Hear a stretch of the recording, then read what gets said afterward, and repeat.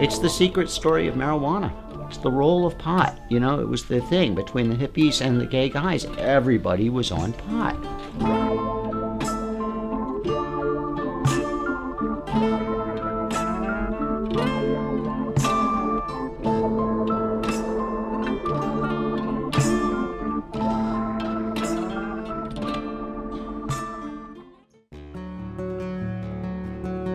Dennis Peron, back then, was one of the most famous potheads in America. And the yippies would fly Dennis out there, and Dennis would come to our parade, and he'd be like our keynote speaker. So we're talking back in '83. I met Dennis when he came out here with Jonathan, his lover, and Stevie, and a couple guys. They held a whole little road show. They all came out and stayed at 9 Bleecker Street with us. Dennis was a great guy. He would always start off everything, you know, because you got all these people here for marijuana.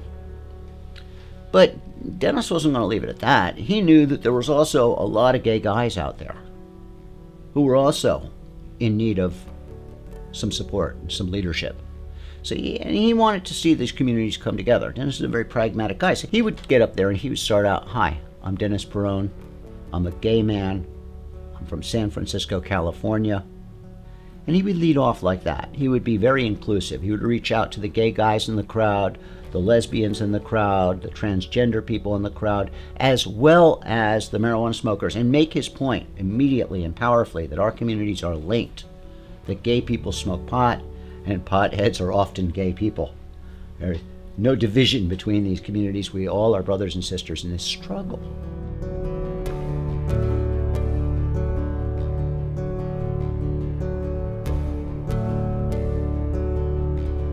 People were losing everybody they knew. We're talking death on a scale like, that's terrifying. And then I find out from Dennis that Jonathan has this as well as a lot of other people out here. So I came out here to see what I could do. Moved in with Dennis and working for his business down the street, and learned about the AIDS epidemic first thing. Here you are, this is the main pot, this is in the Castro. And once again, all our customers, practically 90% of them, end up with this disease. So we're right in the middle. People are really dying all around us. There was no treatment in the earliest days. The main characteristics of the AIDS disease back then were wasting. For some reason, the body just lost its appetite. You'd become just a human skeleton. The marijuana would help stimulate the appetite. And also, of course, help with the depression. You can imagine the list of things it could help with. It made you feel better when nothing else was available. So the earliest drug to be on the scene and working right on the front lines of the AIDS epidemic really was marijuana. There's no question about that. That put us there. Here we are distributing the main drug right on the front line. Well, they're still trying to figure out the dosing on AZT. We never really thought of it like a medicine. We always thought of it as an anti-war symbol of our unity with the hippies and, you know, the flag of freedom. That was our bias, that was our outlook. But when we saw it out here, suddenly our minds started wrapping around this, and we realized we have to share this story.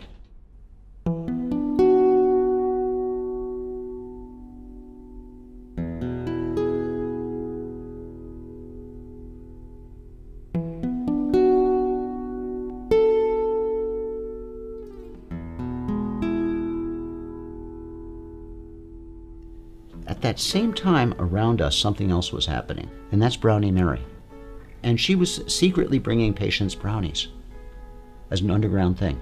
And she was just doing this overtime. I mean, she was making a lot of brownies. She had a major distribution thing going, and we had never heard of it. We had no idea. And Dennis and her were friends. But we didn't know. And one day the phone rings, and it turns out, of all things, it's coming from Cazadero, California, a little town up north. And it's a bust. And it turns out it's Brownie Mary got busted. And what it is she was at her nephew Steve's house. For some reason, the cops come raid Steve. They catch her. Nothing more to say. They get her baking brownies. That's what they got. But they got her. So stone cold bust. Baking brownies and distributing marijuana. That's completely illegal. You're going to jail. So they call us. What do we do? Dennis calls immediately. Just goes, we fight. We kill them. We destroy them. This is the best news I've ever heard in my life. He says, you stand strong. Let me get back to you in a few minutes. He gets on the phone, doesn't even stop anything, just grabs a cup of coffee here, grabs his Rolodex, this beaten down little Rolodex he had, all these cards, because he had every media contact you can imagine. They'd all interviewed him at some point. They loved Dennis. And he just starts calling. Hey, KGO? CBS? ABC?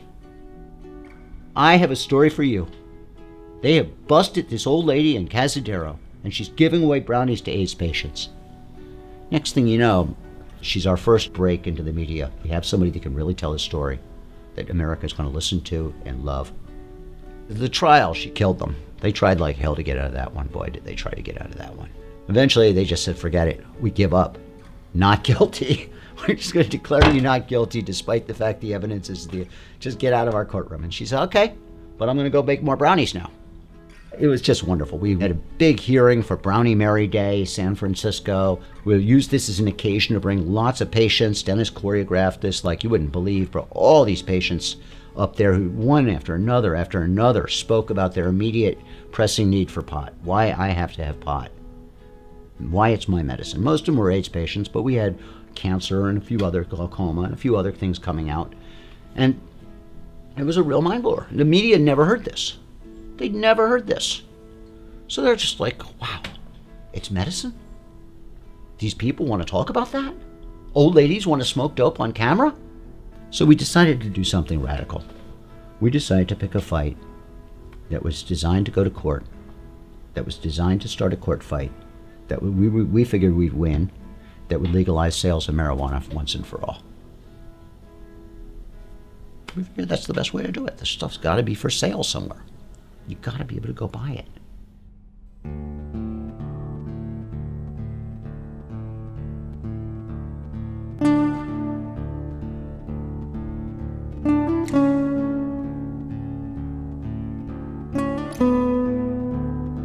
What they did was brilliant, wonderful.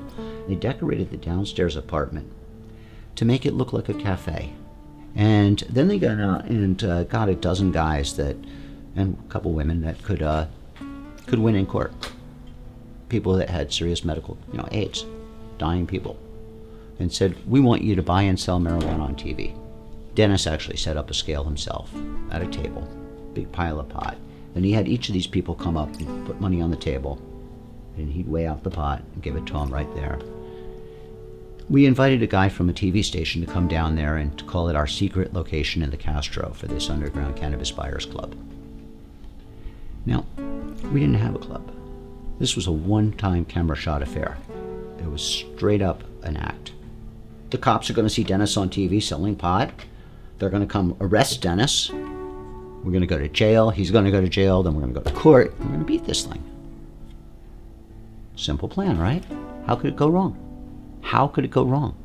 Red flag, bull always charge. Bull don't charge. Then the phone rang. And it turns out it's the TV station. They've received something like 300 phone calls from gay guys around the city who have AIDS, who want to know where they can join that club that they just saw on TV. Now what do? There is no club. Tell these guys, forget it, it was just a gig. It was just a bluff. Can't do that. So we told the TV guys to tell them to all call us. And we'll do what we can. So Dennis did the next thing, and this is why he's Dennis, and why he's such a great guy. We were underground. They were right over here around the corner at Ford and Sanchez, little apartment. They would open up for a couple hours twice a day, just like always. So I went over there and told the guy that was the bud keeper there and the door guy, I told him what's going to happen now. I says, okay, guys, and these customers, I says, okay, we've just opened up to everything. We're going to have a lot of people coming over here that are complete strangers. This is going to be the first time. We've never done anything like this before. You can come or you can go. You can stay. We're not going to throw you out. You're part of this group, but that's what we expect is a bust, and that's what's going on.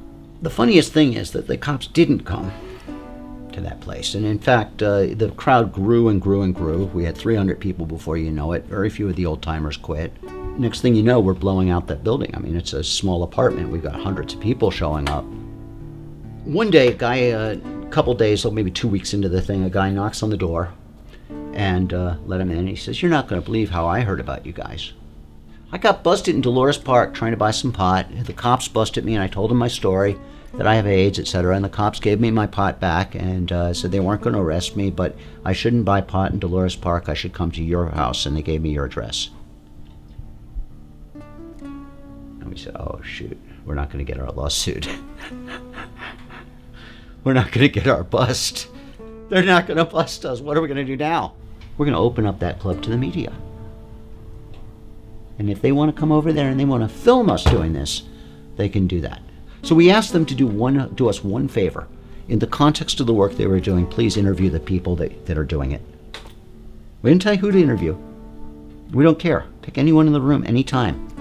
But ask them, why are you doing this? And the interviews that came out of that were stellar. All of a sudden, all these great people just start speaking about their conditions. A couple years of these interviews, and a major change in public opinion.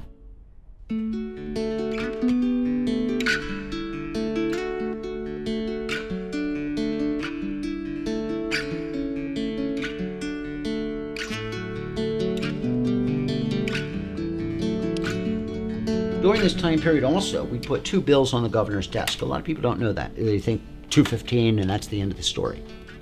215 was not the first thing. The first thing we did was a bill that just said that if you had one of 4 serious conditions, AIDS, cancer, MS, or glaucoma, you could, in the context of a court trial, tell the judge that you've got these things. It didn't even say you were going to get off.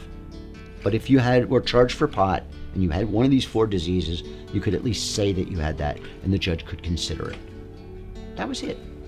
Pete Wilson vetoed that because it was too radical, too far out. The next year we did another bill. It was not the same bill, but it was another one of these very vanilla bills. Once again, too radical for California. Governor vetoes it again.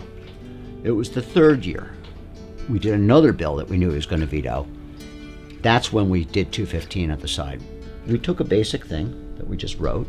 We want it to be legal for these conditions. Law shall not apply.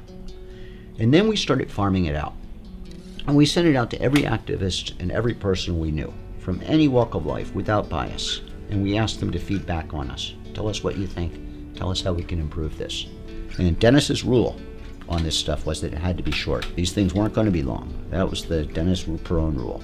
It has to be half a page at the most.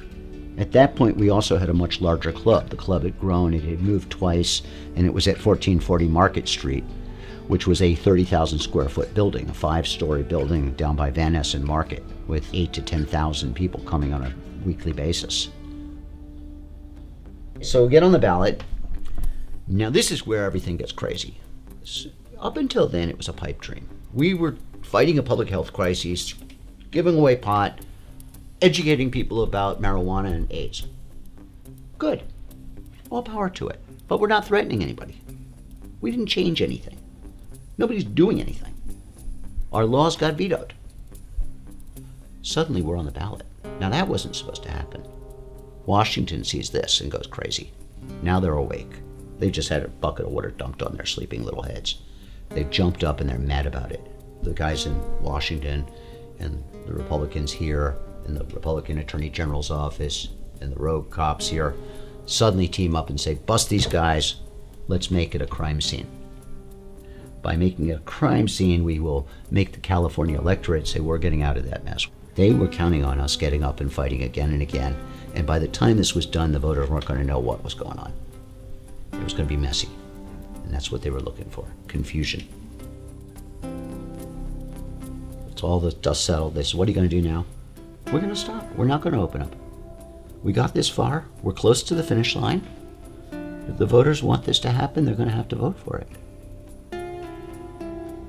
They come over to this house and they kick the door down and they go upstairs and they grab Dennis and arrest him.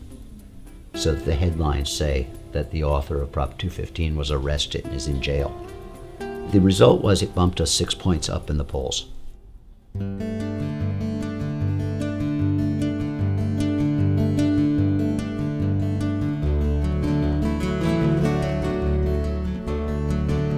So we won the election, Greatest party on the face of the earth. I mean, the club, man, on an election night was standing room on, like, the smoke just pouring out of the windows of that building. I mean, holy God, man, you just would have sworn it was a 5-alarm fire. It was great.